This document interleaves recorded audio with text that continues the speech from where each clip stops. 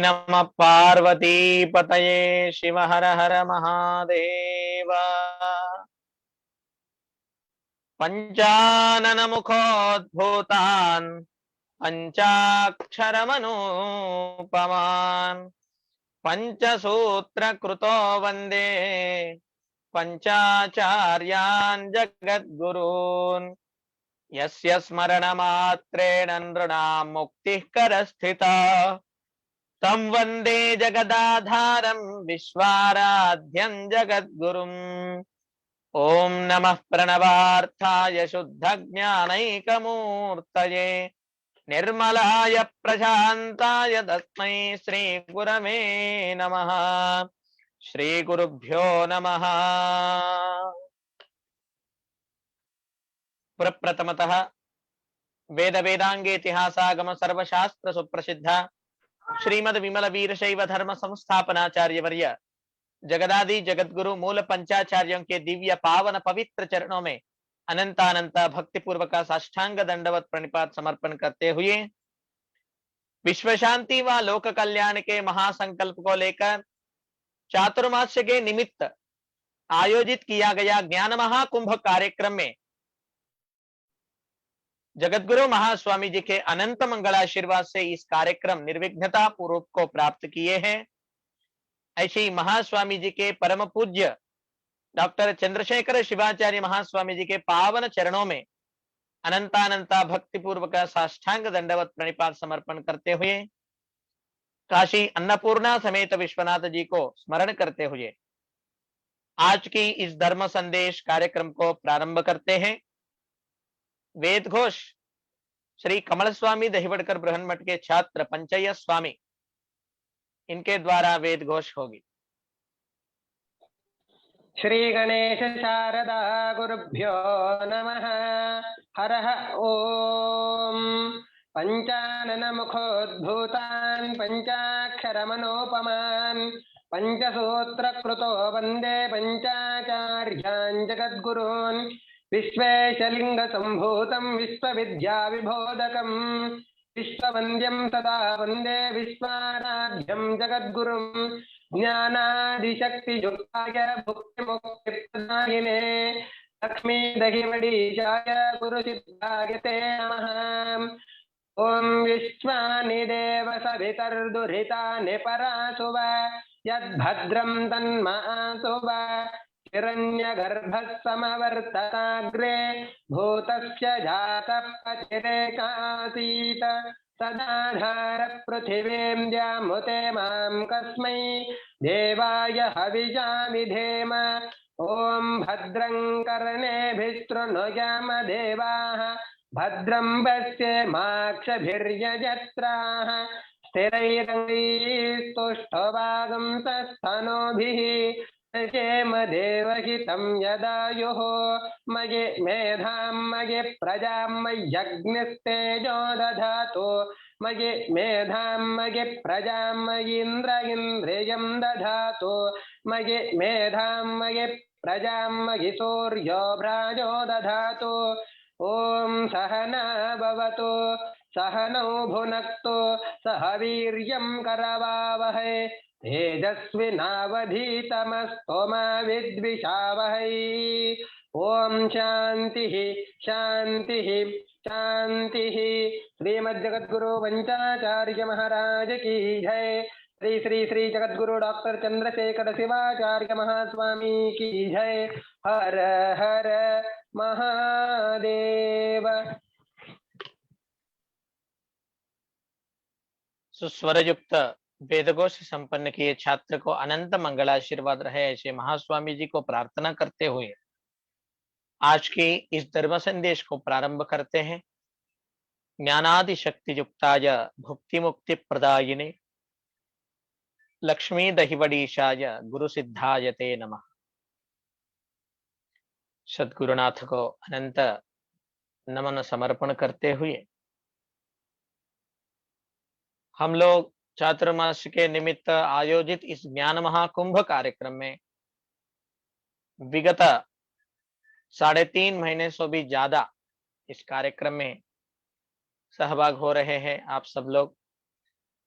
अनेक मठाधीशों के अमृततुल्य धर्मोपदेश भी प्राप्त हो रही है।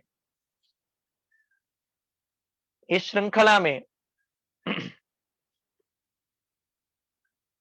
बहुत ही विशेष दर्शन शास्त्रों में मेरु शिखर प्राय रहने वाले सिद्धांत शिखामणि महाग्रंथ के बारे में भी प्रवचन चल रही है।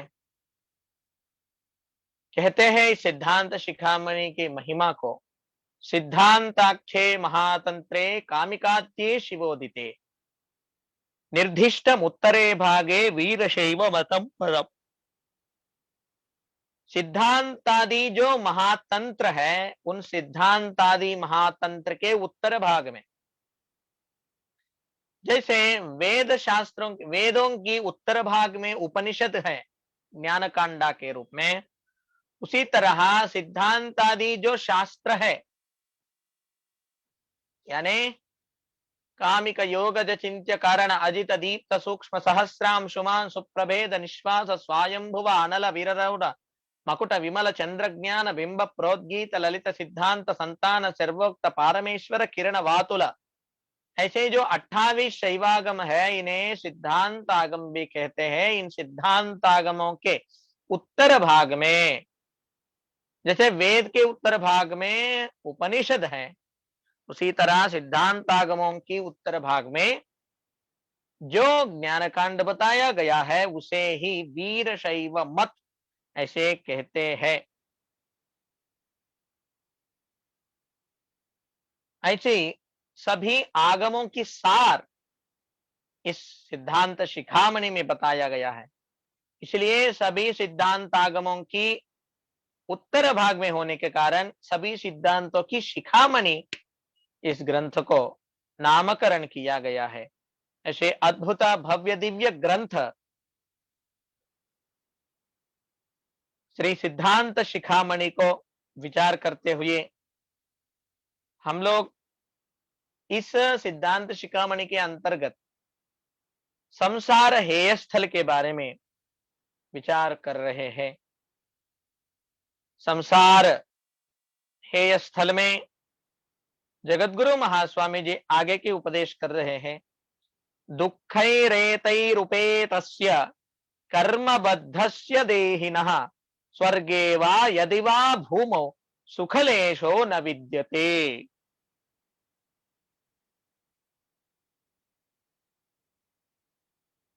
इस संसार में जो भी लोग जीवी आते हैं उन सभी लोगों को इस संसार में रहने वाला दुख को अनुभव करना ही पड़ता है। कहते हैं कर्मबद्ध है यह देही, जैसा उनका कर्म है वैसा उनका सुख दुखों की भोग मिलेगा। स्वर्ग में रहो या भूमंडल में रहो, कर्म के अनुसार ही उन्हें सुख दुखों के अनुभव करना पड़ता है। और दुख के बिना यहाँ और कुछ नहीं है, सर्वत्र दुख ही दुख है। अनंत दुख में जीवात्मा इहलोक में और परलोक में सर्वत्र दुख को ही भोग कर रहा है। शास्त्र में बहुत सारे दुखों को बताया है, उनमें से संख्या शास्त्र में 3 भाग किए हैं दुखों को। आध्यात्मिक दुख, आदि भौतिक दुख, आदि दैविक दुख। आध्यात्मिक दुख में 2 प्रकार है, एक आभ्यंतर और एक बाह्य। आभ्यंतर आध्यात्मिक दुख यानी काम, क्रोध, लोभ, मोह, मद, मत्सर, अहंकार इत्यादियों से मनुष्य की मन की स्थिति हमेशा द्वंद्व में फंसा रहता है, दुखी होता रहता है। इसी दुख को आभ्यंतर आध्यात्मिक दुख ऐसा कहा गया है। और बाह्य आध्यात्मिक दुख यानी हमारे शरीर द्वारा हमें जो दुख पहुंचता है, उदाहरण के तौर पर ज्यादा हम भोजन कर लिए, लिमिट से ज्यादा, तो अजीर्ण होता है, अपचन होता है, उससे बहुत सारे बीमारियां फैलते हैं। ज्यादा पचन हो गया तो भी शरीर में शक्तिहीन हो जाता है। ऐसे शरीर के द्वारा जो होता है ना, मुख्यतः शरीर में क्या क्या होता है, यानी त्रिदोष होते हैं, वाता पित्त कफ। ये तीनों की असमतुलना, समतुलन रहेगा तो कोई प्रॉब्लम नहीं, असमतुलना के कारण हमारे अंदर बहुत सारे रोग आ जाते हैं। ये रोग एक वर्ष में जैसा 365 दिन होते हैं, वैसा ही रोग भी 365 है करके शास्त्रों में बताया गया है उस समय। मगर आजकल के विचार करेंगे तो से ज्यादा रोग यहाँ पर दिख रहे हैं।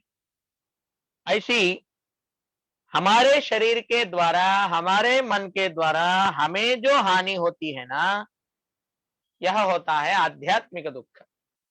और ये आध्यात्मिक दुख को भोग लेते लेते ही और दोनों का दुख भी हम ले लेते हैं, आदि भौतिक दुख।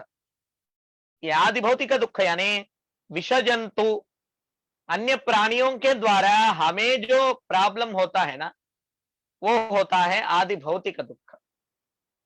परमात्मा ने हर एक जीवी को एक बल दे दिया है, वृश्चिक को अपना पूंछ में दे दिया है, विष सांप को अपना दांत में दे दिया है।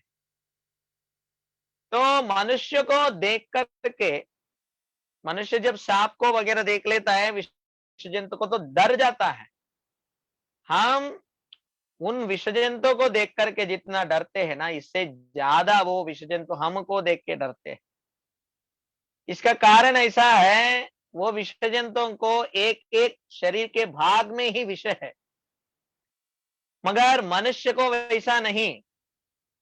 सर्वांगे दुर्जनस्य तत्, दुर्जन व्यक्ति को सर्वांग विष ही विष है, विष के अलावा और कुछ नहीं रहता है। इसलिए इस पूरा दुनिया में सबसे बड़ा खतरा कोई जीवी है तो वह मनुष्य ही है, ऐसे अनुभव है। तो ऐसे आदि भौतिक यानी इतर प्राणियों के द्वारा हमारे शरीर को होने वाले जो दुख है, इसे आदि भौतिक दुख ऐसा कहा जाता है। आदि दैविक यानी ग्रह नक्षत्र आदि विपत्तियों से होने वाला दुख, भूकंप, सुनामी, महामारी इत्यादि आकर के हजारों लाखों करोड़ों लोगों को एक बार ले जाता है, वह आदि दैविक दुख। इस तरह संसार में जन्म से लेकर के मरण तक कुछ ना कुछ दुख है ही है। संसार में सब तरफ जहां देखें वहां दुख ही दुख है, मगर इस दुख के संसार में जीवात्मा सुख की अपेक्षा करता है। सुख की अपेक्षा करते करते करते उन्हें समझ में आता है समय आने पर कि यह संसार में दुख के अलावा और सुख है ही नहीं। एक हिंदी के सुभाषितकार कहते हैं, तारीख तुम्हें बतलाएगी दुनिया में सुख का नाम नहीं। कहते हैं वे, तारीख तुम्हें बतलाएगी दुनिया में सुख का नाम नहीं। तारीख यानी कौन सा तारीख? जो हमारा अंतिम दिन है वो तारीख, जो लास्ट डेट है ना, उस दिन के बाद आप नहीं रहेंगे, उस दिन आपको बताएगा वह तारीख। इस दुनिया में सुख का नाम नहीं। और आगे बताते हैं, जिस दिल में हौस का सिक्का है उस दिल को आराम नहीं।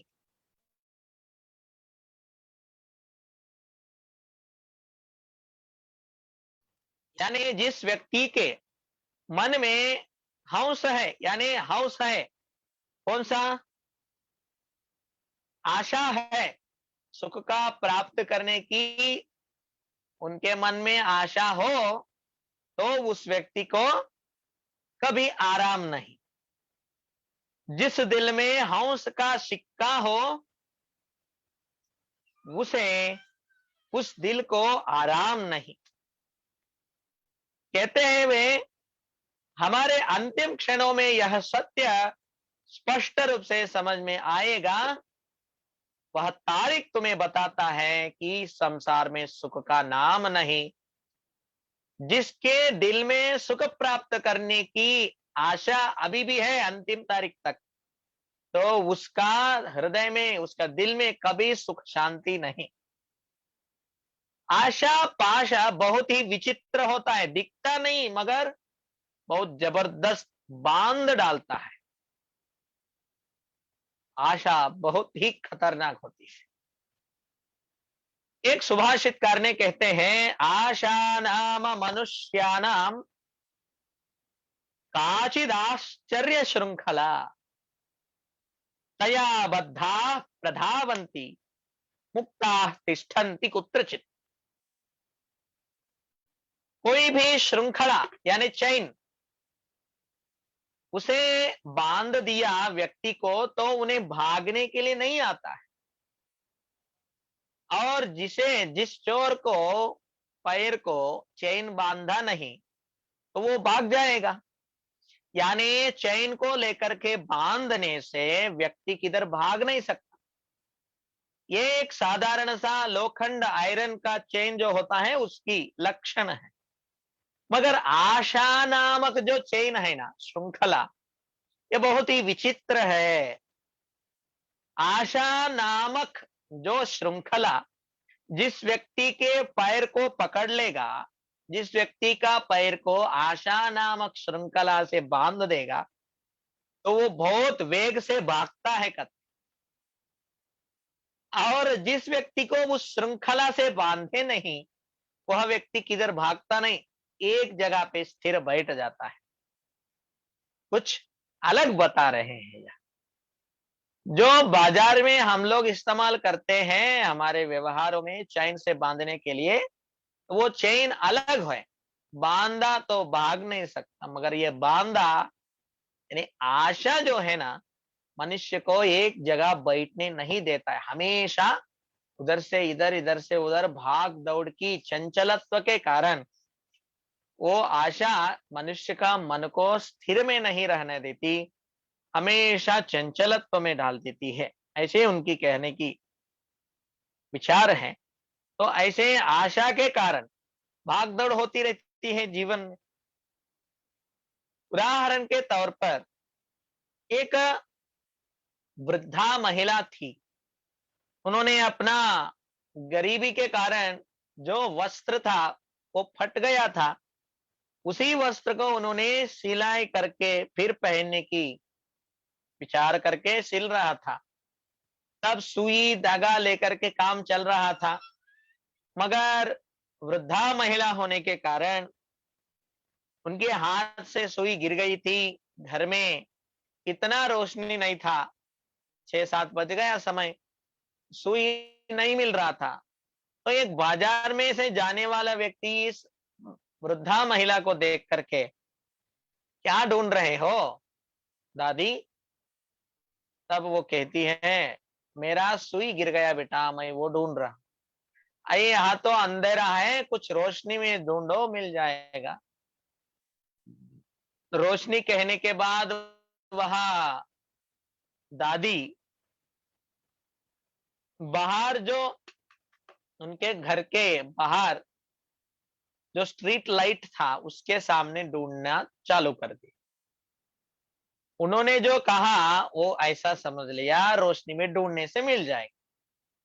अंदर गया हुआ सुई को बाहर के गली में रहने वाला रोशनी की लाइट के नीचे ढूंढ रही है। 6 बजे से ढूंढना शुरू कर दिए, बहुत सारे आने जाने वाले देख रहे थे। 2 घंटा हुआ, अभी तक वहां सुई नहीं मिला। तो जो लोग गए थे वो वापस आ रहे थे, अरे तब से अब तक ढूंढ रही है ये, बहुत कुछ वैल्यूबल, रत्न हीरा सोना कुछ तो गिर गया होगा, किसी को नहीं बता रही है तो हम भी ढूंढने, ढूंढने से हमको मिल जाएगा। 2-2 घंटा ढूंढ रहे बोले तो बहुत ही कॉस्टली वस्तु होगा। तब एक बच्चा उसके साथ ढूंढने लगा, उनको देख के उनका मित्र, उनको देख के उनका माँ पापा, वैसे सब लोग, एक 20-30 लोग हो गए वहां ढूंढने वाले। बहुत ही आश्चर्य संघटना है। वहां एक महाराज जी आ जाते हैं, साधु महात्मा। वे पूछते हैं, बालक क्या ढूंढ रहे हैं आप सब लोग? पता नहीं, मगर मैं ढूंढ रहा हूं। ये ढूंढ रहा है करके मैं भी ढूंढ रहा हूं। उनको छोड़ देते हैं और वहां रहने वाले लोगों को पूछते, एक बड़े आदमी को, क्या ढूंढ रहे हो? हमें भी पता नहीं, हमसे पहले वो आए थे, उनको जाकर के पूछे। अब इन्होंने सबको पूछ के अंतिम में वो वृद्धा महिला के पास जाता है, तुम्हारे वजह से ये सब ढूंढ रहे हैं, तुम क्या ढूंढ रहे हो बताओ? मेरा सुई गिर गया है, मैं सुई को ढूंढ रहा हूं। ऐसा कहने पर सब लोग माथे पे हाथ लगाकर, अरे देवा, कैसी विधि है ये, सुई को ढूंढ रही क्या करके सब लोग स्टॉप कर देते ढूंढना। ठीक है, कहाँ सुई गिरा था बताओ? तब वहां वृद्धा महिला कहती है, मेरे घर में। घर में सुई गिर गई तो घर में ढूंढना छोड़ करके बाहर आके क्यों देख रहे हो? आपके जैसा एक अच्छा आदमी मुझे बताया सुई ढूंढना है, सुई मिलेगा रोशनी में, रोशनी में ढूंढो, इसलिए मैं रोशनी में आकर के ढूंढ रहा हूं। कितना मूर्ख महिला है ये। रोशनी जहां सुई गिरा है वहां लगाने के लिए बताया है उन्होंने। उनका कहने का तात्पर्य तुम नहीं समझे हो, इसलिए तुम्हारा कार्य जो है अज्ञान कार्य है। और उनको देखे सब लोग अज्ञान के जैसा कर रहे हैं, कुछ तो है करके ढूंढ रहे, मगर वहां सुई भी नहीं था। सुई भी है ऐसा सोचना भी गलत है। इसी तरह सभी मानवों का भी जीवन इसी तरह है। जहां आनंद ही नहीं है, जहां सुख ही नहीं है, वहां सुख है करके हमारा सभी रोशनी को हम इस्तेमाल कर रहे हैं। मगर वस्तुतः हमारे आनंद हम खुद है। हमारी आनंद, हमारी सुख के लिए हम और किसी प्रकार के वस्तु की इस्तेमाल करने का जरूरत नहीं है। आप लोगों को पहले भी कहा गया है, सुषुप्ति में, संसार में सभी जीवी की हालत इसी तरह है। सुषुप्ति में आत्मा आनंद रूप होती है, ये अनुभव हमें हो जाता है। हमारी आत्मानंद की एक छोटा सा झलक हमें गाढ़ निद्रा में मिल जाती है। वहां कोई वस्तु नहीं, कोई व्यक्ति नहीं, कोई रूप नहीं, कोई वासना नहीं, कोई इंद्रिय निग्रह, इंद्रिय भोग नहीं, विषय नहीं, कुछ भी नहीं होते हुए भी सब कुछ होने पर जितना आनंद सुख मिलता होगा, उससे हजारों करोड़ों अधिक हमें वहां आनंद मिल रही, इसलिए हम सब छोड़ करके उसमें चले जाते। यदि हमें इसमें आनंद मिलता तो हम नींद में जाने का जरूरत नहीं था। जीवात्मा अपना स्वस्वरूप में जाने से ये पूरा शरीर चैतन्यमय हो जा रहा है, वरना ये शरीर को चैतन्य नहीं रहता है। 2 दिन आप नींद में मत जाइए, तीसरे दिन आपको कुछ भी समझ में नहीं आएगा। एक आदमी 9 दिन तक यदि नींद को छोड़ दिया तो 10वें दिन वो मर जाता है। उनका ब्रेन काम नहीं करता है, ब्रेन डेड हो जाता है, किडनी फेल हो जाते हैं, नेत्र, कान इत्यादि सब फेल हो जाते। तो कहने का तात्पर्य है, आत्मा ऑलरेडी स्वयं सच्चिदानंद है। उसे विस्मरण करके, जैसा उनकी सुई घर के अंदर गिरा, उन्होंने बाहर की रोड पे ढूंढ रही थी, उसी तरह हमारे सुई यानी हमारे आनंद अंदर है। हम उस आनंद के बारे में कभी ढूंढ रही नहीं। हमारा सब आनंद ढूंढने का पद्धति वो बाहर ही है। बाहर कुछ खाने से, कुछ सूंघने से, कुछ स्पर्श करने से, कुछ देखने से, कुछ खाने से, कुछ सुनने से हमें आनंद मिलेगा। ये शब्द स्पर्श रूप रस गंध जो पंच विषय है, इनसे, इस बाहर से हम आनंद लेने की आदत हमारा पड़ गया है अनेक जन्मों से। वह गुरु के रूप में आकर के, सिद्धांत शिखामणि इत्यादि शास्त्रों के रूप में आकर के हमें बता रहे हैं। जैसा वो वृद्धा महिला को एक साधु महात्मा आकर के बताया, तुम्हारा सुई यहाँ कितना भी ढूंढो नहीं मिलने वाला, तुम्हारा सुई घर के अंदर है, वहां रोशनी डालो, यानी वहां शास्त्र की मार्गदर्शन की प्रकाश डालो, तो तुम्हारा सुई तुम्हें मिल जाएगा। उसी तरह हम लोग भी समझना चाहिए, जो भी हमारे जीवन में आनंद की प्राप्ति हमें होना चाहिए, ऐसी आशा है। सभी को आनंद ही चाहिए, कोई भी दुख चाहिए मुझे ऐसे कहने वाले नहीं रहते। सभी को आनंद चाहिए, आनंद चाहना ही सभी का अपेक्षा है एकमेव। इसलिए पैसा कमाते, बिल्डिंग कमाते, लोगों को कमाते, इतना सब कुछ कमा करके भी एक दिन वो छोड़ के चले जाते हैं ना, इसलिए दुख हो जाते हैं। तो ऐसे आनंद को आप ही हो, ये समझने के लिए अंतरंग में जाना पड़ता है, अंतर प्रयाण करना पड़ता है, तब हमारा निज सुखानंद हमें मिलता है। ये जो बाहर से मिल रहा है ये क्षणिक है।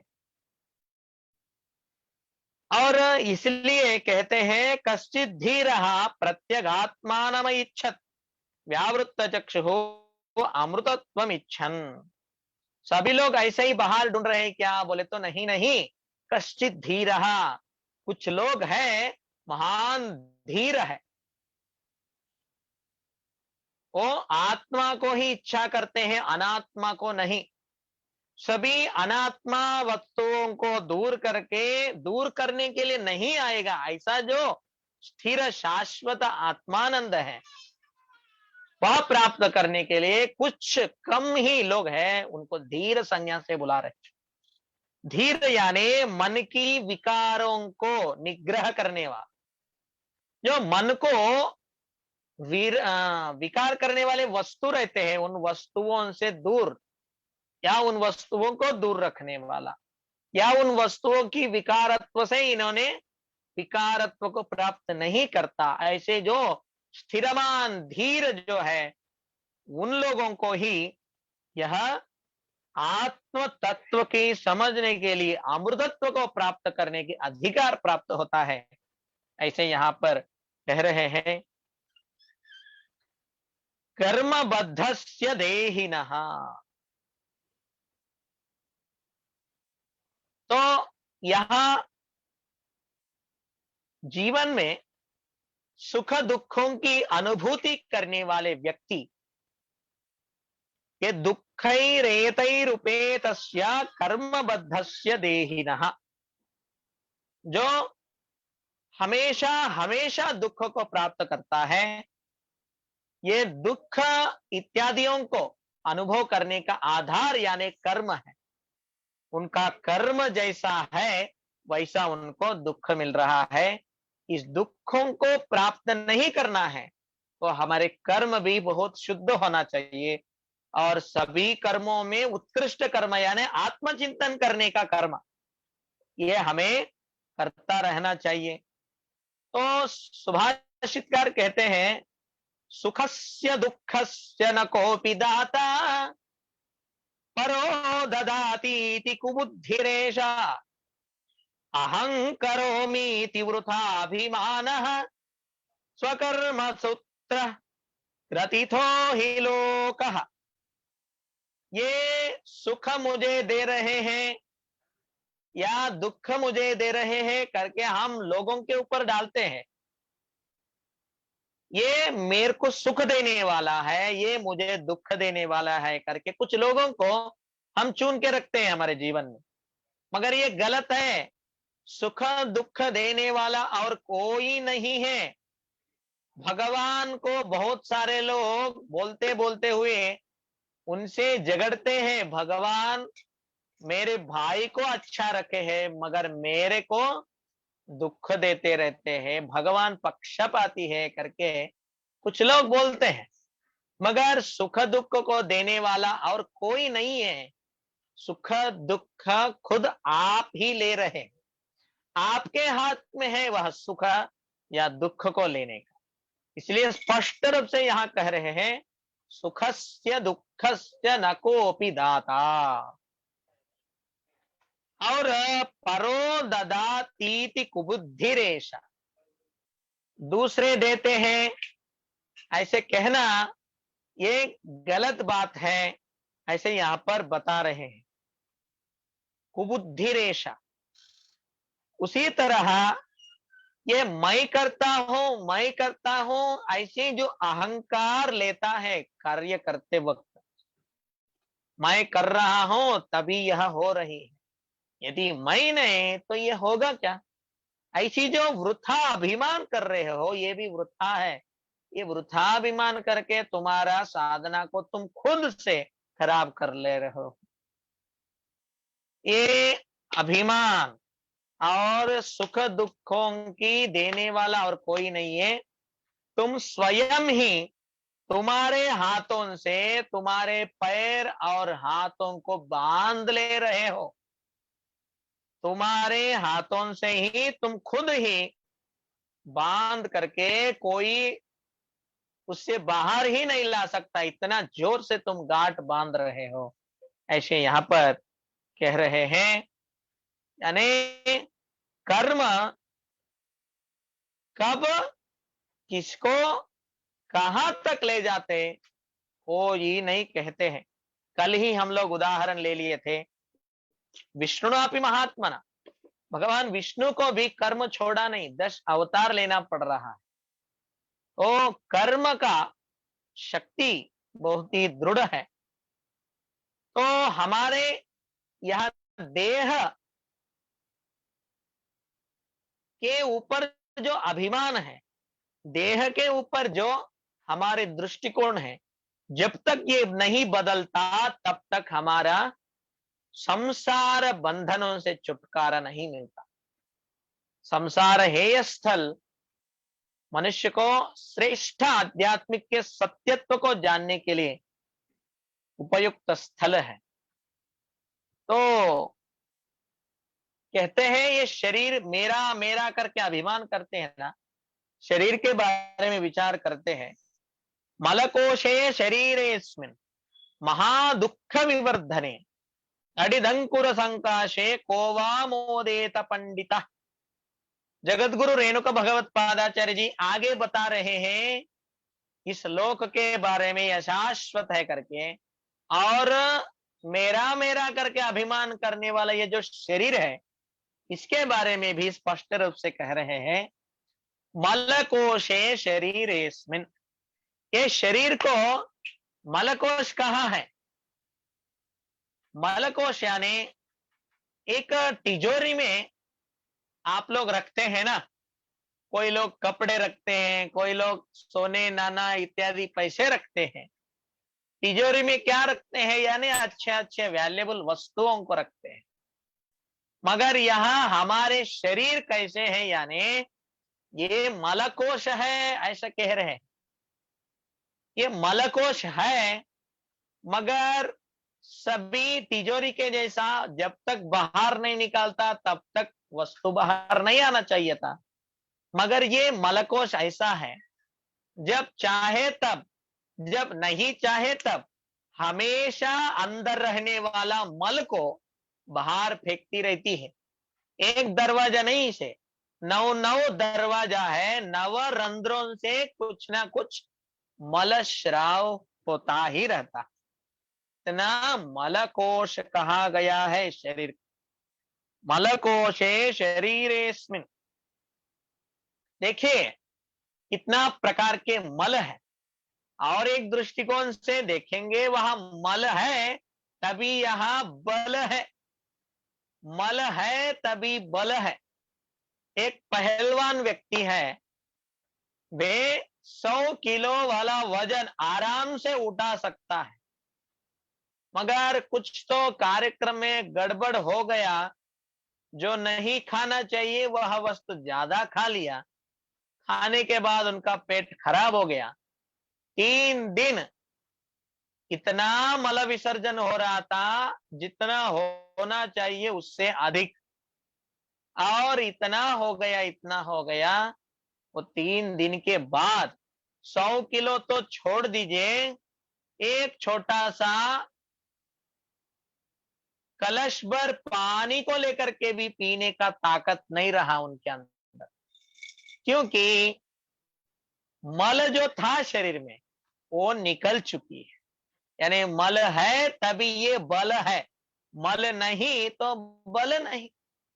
मल यानी केवल वही है ऐसा मत समझिए।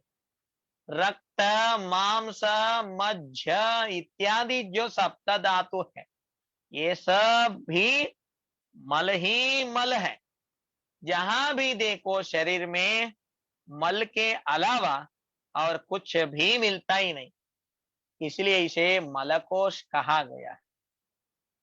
और उदाहरण के तौर पर ये हमारा मुंह में जो लार रहती है ना, ये मल है या नहीं?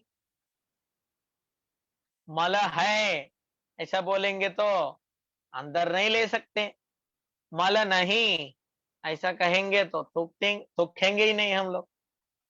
तो जब तक ये हमारे मुंह में है तब तक ये मल नहीं। जब हमारे ये आत्मा को छोड़ करके वो अलग हो जाएगा तब वो मल हो जाएगा, उसे हम छू नहीं सकते। यानी आत्मा अत्यंत परम पवित्र वस्तु है। ये परम पवित्र होने के कारण मल भी इसके साथ रह दिया तो मल मल के जैसा नहीं दिखता, क्योंकि यह आत्मा की श्रेष्ठत्व है। आत्मा जितना परम पवित्र है, शरीर में रहने वाला सब कुछ द्रव्य आत्मा के साथ होने के कारण पवित्रता को संतरित कर लिए, मगर ये मलकोश है, मलकोश है। आत्मा पवित्र है, शरीर आदि अपवित्र है। तो भगवान की लीला है ये, पवित्रता में अपवित्रता को, अपवित्रता में पवित्रता को रख करके वो खेल खेल रहा है। जीवात्मा को टारगेट दिया है, ये अपवित्र वस्तु में मैं पवित्र वस्तु रखा हूं, तुम्हें यदि ताकत है तो तुम इस अपवित्रता को दूर करके पवित्रता को संपादन करो। इस खेल में अनेक जन्म में हम हारते हारते हारते यहां तक आए। अभी तो हमें हारना नहीं, पवित्र मिह विद्यते, पवित्र को हमें पकड़ना चाहिए। और विवाह आदियों में भी जो कुछ भी लोग देखते हैं शरीर को ही देखते हैं। वे लोग कैसा है, गोरा है, काला है, हाइट है, बूढ़ा है, क्या संपादन करते इत्यादियों को देखते हैं, मगर इनका गुण कैसा है, इनका मन कैसा है, ये नहीं देख, ये बाद में पता चलता है, विवाह के बाद। तो देखने का दृष्टिकोण बाहर शरीर आदियों को देख करके ही हम देह के ऊपर आत्मा यही है करके फंस रहे हैं। देह कभी आत्मा नहीं, आत्मा अमर है, देह मरण को प्राप्त करने वाला है। तो देह कैसा आत्मा होगा? तो विवाह से लेकर के पूरा जिंदगी भर शरीर को देख के ही हम लोग व्यवहार कर रहे हैं, इसलिए शरीर ही हम हैं। तुम कौन हो बोले तो कोई भी कहता है मैं दिख रहा नहीं हूं क्या, मेरा नाम करके इस शरीर को दिखाता है। यानी देह ही आत्मा है, ऐसा जो समझता है वो फंसता है संसार। देह में अनात्म बुद्धि हो, इसलिए हमें समझा रहे हैं, स्थल को समझा रहे हैं, तब तक हमारे आध्यात्मिक साधना आगे नहीं बढ़ेगा। देह में अनात्मा बुद्धि यानी ये देह मैं नहीं हूं, ये बुद्धि सुनिश्चित पूर्वक हमें आना चाहिए। इसलिए यह शरीर को स्पष्ट रूप से समझा रहे हैं, शरीर मलकोश है, अत्यंत हेय पदार्थों से है। तो ऐसे मलकोश शरीर को देखिए, सत्य में ही मलकोश। आपके प्रिय व्यक्ति कोई होता है तो वह प्रिय व्यक्ति का रूप को देख करके आप बहुत ही मोहित होते हैं। कोई भी वात पित्त कफ रक्त इत्यादि बहुत सारे भर भर के हैं उनके पास, तो वह व्यक्ति देखने में बहुत सुंदर दिखता है, बहुत अच्छा दिखता है। बच्चे भी देखिए आप कितना सुंदर दिखते हैं। कोई भी बच्चों को देख करके उनको नजदीक लेते हैं, उनके गले के ऊपर हाथ लगाते हैं। क्यों? यानी वो सुंदर दिखते हैं, क्योंकि उनके अंदर सब कुछ भर भर के है। मगर जब उनके अंदर रहने वाला वो जो आपको अच्छा लग रहा था, वो यदि बाहर लाया तो कैसा लगेगा? परमात्मा ने बहुत ही बड़ा काम किया है गिलावा करके। अंदर रहने वाला सब कुछ बाहर डाल के, बाहर रहने वाला यह चमड़ा यदि अंदर रखता था तो हमारा दो ही काम रहता था, एक लकड़ी एक पंखा लेकर के मक्खी चींटी इत्यादि खाए ना पिए ना करके इसे मारना, और कौवा कुत्ता इत्यादि आकर के हमें खा नहीं डालना चाहिए करके उनको मारना। इन दोनों काम को छोड़ करके और जिंदगी भर दूसरा काम ही नहीं रहता। इतना हमारे जीवन में भगवान की देनगी से हमारा यह शरीर इतना ऊपर से गिलावा किया है। चर्म का एक कवच निर्माण करके अंदर सब कुछ भद्रता पूर्वक रखे हैं। यदि वो वैसा नहीं रखता तो हमें आज ऐसा जिंदगी नहीं रहता। थोड़ा सा सुंदर दिखने वाला यह चर्म को कुछ हो गया है घाव, तो उसमें से क्या क्या निकलता है 10 दिन में, बहुत गंदा निकलता है। उसको देख के आपको इतना वैराग्य आ जाता है, वो व्यक्ति के सामने जाना ही मुश्किल हो जाता है। कितना भी प्रिय होने दो, पूरा उनका शरीर जल गया हुआ व्यक्ति को देखना भी असंभव हो जाता है इतना, क्योंकि उनके बाहर रहने वाला चर्म जल गया तो अंदर का सब बाहर दिखने लगता ना। यानी ये मलकोश है शरीर। ऐसा मलकोश वाला हमारा प्रिय व्यक्ति भी हो तो हम उनके पास नहीं जाते हैं। तो एक प्रकार की वैराग्य जो है मन में आ जाता है। एक सुप्रसिद्ध कथा है, एक युवती, उनका शादीशुदा हो गई है वो, मगर उनके कर्म के अनुसार उनका पति 1 वर्ष में ही वो गुजर जाते। कोई नहीं रहता, गरीब परिवार के स्त्री रहती है, उनका भी माँ बाप नहीं, इनका भी माँ बाप नहीं, वो अकेले ही रहती है एक छोटे से रूम में। तब उस गांव के एक जमींदार, बहुत साहूकार पैसा वाला, उनको स्त्री वासना बहुत ज्यादा है, उनका दृष्टि इस अबला स्त्री के ऊपर गिर जाता है। तब इन्होंने विचार करता है, मेरा काम तृप्ति को कर लेने के लिए मुझे यह स्त्री चाहिए करके उनके पास जाकर के उनको बहुत कुछ दे करके बोलता है, तुम अच्छा प्यार से, और मैं कहता हूं तुम अभी से अभी मेरा बन जाओ, तब तुम्हें कुछ कम नहीं रखूंगा। वो तो बहुत बड़ा आदमी है, ये अबला स्त्री है, नहीं बोलूंगा तो कुछ भी कर देगा ये। ठीक है, मैं 1-2 दिन के बाद आ जाओ, अमुक अमुक संध्याकालीन समय में मैं आपको सब कुछ अर्पण करूंगी करके वह स्त्री बुलाती है। तो यह व्यक्ति 2 दिन का समय है, बहुत तैयारी करता है। तब तक ये धार्मिक स्त्री होने के कारण ये भी अपना तैयारी कर लेती है। बहुत सुगुण वाला स्त्री रहती है, अच्छा गुण वाला। तो इन्होंने विरोचन होने के कुछ औषध खा लेते हैं, यानी शरीर में रहने वाले सब कुछ ताकत निकल जाए, ऐसे कुछ औषध खा करके 2 दिन में इतना वीक हो जाता है। और गिर जाते हैं पलंग के ऊपर, ऐसा सोया हुआ रहता है। ये बरोबर 1 मिनट भी लेट नहीं करता है, 6 बजे यानी 6 बजे आ जाता है।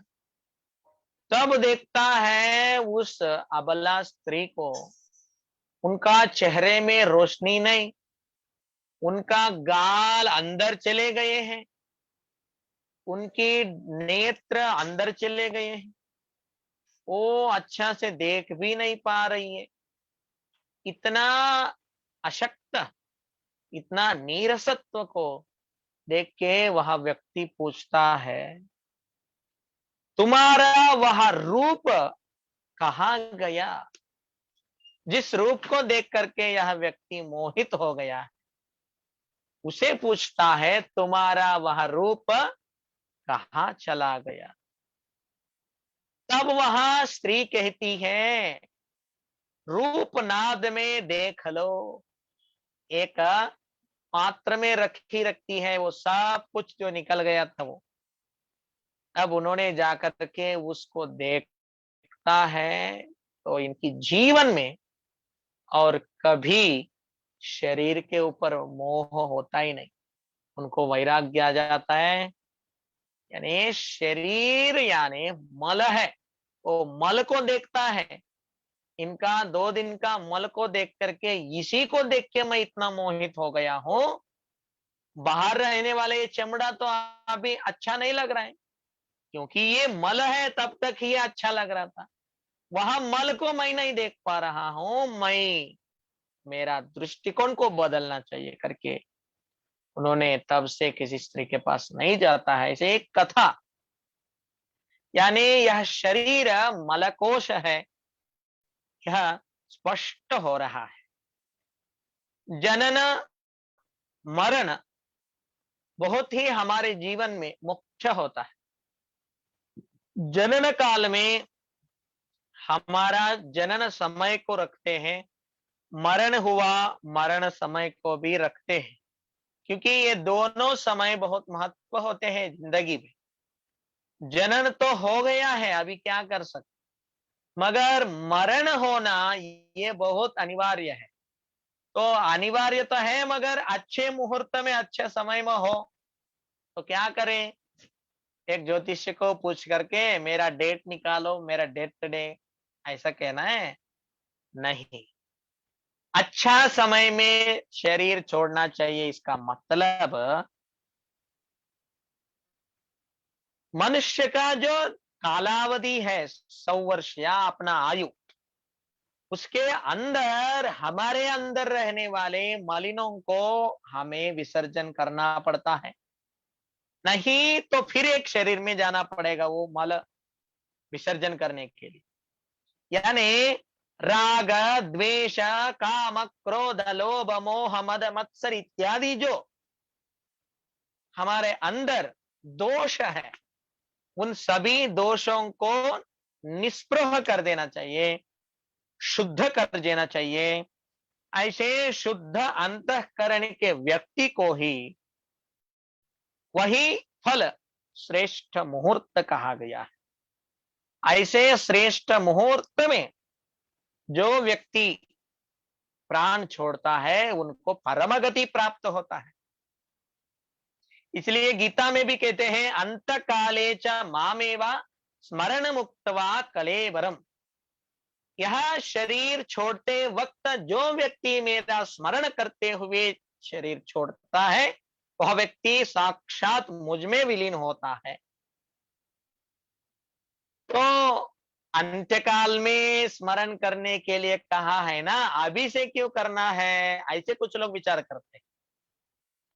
अंत्यकाल में स्मरण आना इतना आसान नहीं है।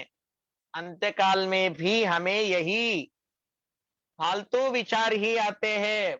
पुत्री, पुत्र, मित्र, कलत्र, बंधु, बांधव, उनको उतना दिया हूं, इनको इतना दिया हूं, मेरा वहां उतना है, मेरा यहाँ इतना था, यही याद आता है। ये छोड़ करके दूसरा कुछ याद आता ही नहीं, क्योंकि जिंदगी भर जो कुछ भी किया है ना, वही याद आता है।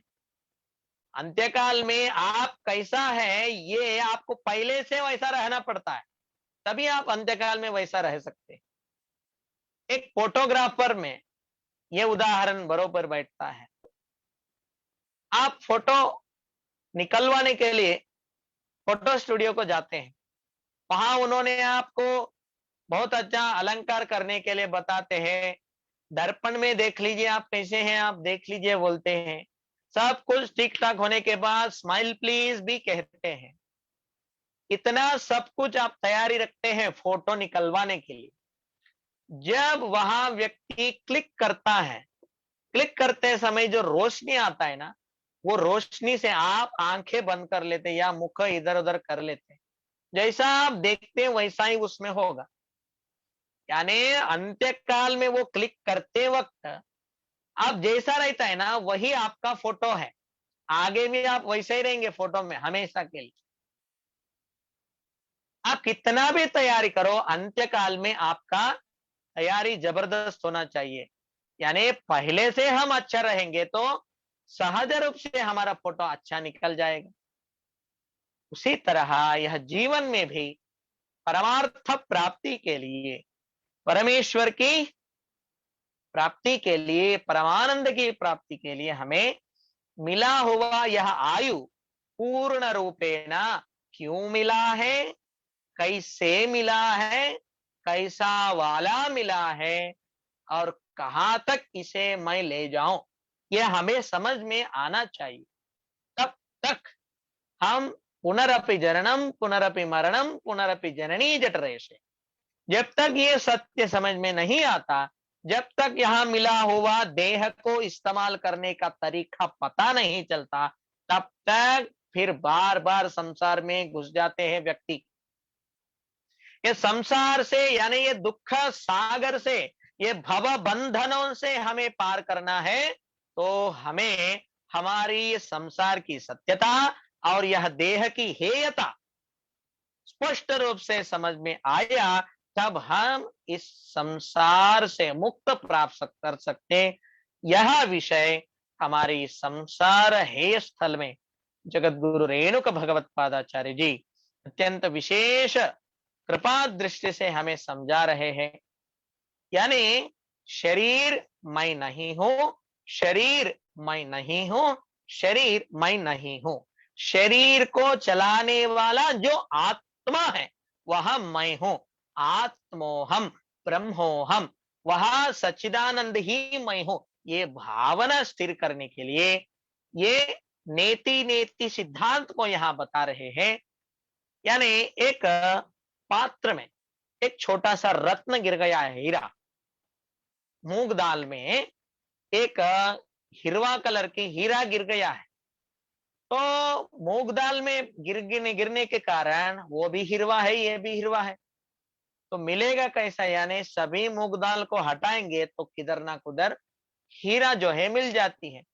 वैसे ही यहाँ अपवित्रता में पवित्रता गिर गई, तो गिर गई हुई पवित्रता को ढूंढना कठिन हो जाता है। हम क्या करना चाहिए? अपवित्रता को अलग कर दिया तो पवित्र आप वह सिद्ध हो जाता है। वैसा हमारे आत्मा हमारे आनंद है, हमारा स्वरूप यही है आनंद स्वरूप। मगर हम लोग वो पवित्रता वस्तु को छोड़ करके अपवित्र के बारे में सोच रहे हैं, अपवित्र के बारे में ढूंढ रहे हैं। अपवित्र से हम पवित्र कैसा, वो इसको ढूंढ रहे हैं। आप कितना भी धो, कितना भी स्वच्छ करो, फिर भी ये मलकोश ही रहेगा। किसी का भी कितना अच्छा स्वच्छ रखे तो भी ये मलकोश ही ऐसा है करके इसे छोड़ दो, इसे गंदा समझो, इसको फेंक दो, इसको अच्छा से ठीक से अच्छा मत रखो, ऐसा नहीं कहना। इसके सहायता से ही हमें वह मिलेगा। इसलिए शरीर माध्यम खलु धर्म साधन, शरीर के माध्यम से ही हमें धर्म साधन होगी, आत्म साधन होगी। इसीलिए आत्मा को साध्य करने के लिए शरीर को उपयोग करना चाहिए। मगर अज्ञान के कारण से यह शरीर ही आत्मा है करके गलत फहमी हो गया है। गलत फहमी नहीं होना चाहिए। इसलिए जगत गुरु महास्वामी जी का उपदेश हमारे जीवन में जितना हो सके उतना हम धीरे धीरे धीरे आध्यात्मिक प्रगति में बढ़ना चाहिए, तभी हमारा जीवन कल्याण को प्राप्त करेगा। ना कहते हुए आज की यह धर्म संदेश को विराम देते हैं। इस कार्यक्रम को समापन करने के लिए परमेश्वर की प्रार्थना करते हैं। ओम त्वमेव माता च पिता त्वमेव, त्वमेव बंधुश्च सखा त्वमेव, त्वमेव विद्या द्रविणं त्वमेव, त्वमेव सर्वं मम देव देव। ओम पूर्णमदः पूर्णमिदं पूर्णात् पूर्णमुदच्यते पूर्णस्य पूर्णमादाय पूर्णमेवावशिष्यते। ओम शांति शांति शांति। ओम तत्सत्। श्री शिवार्पणमस्तु।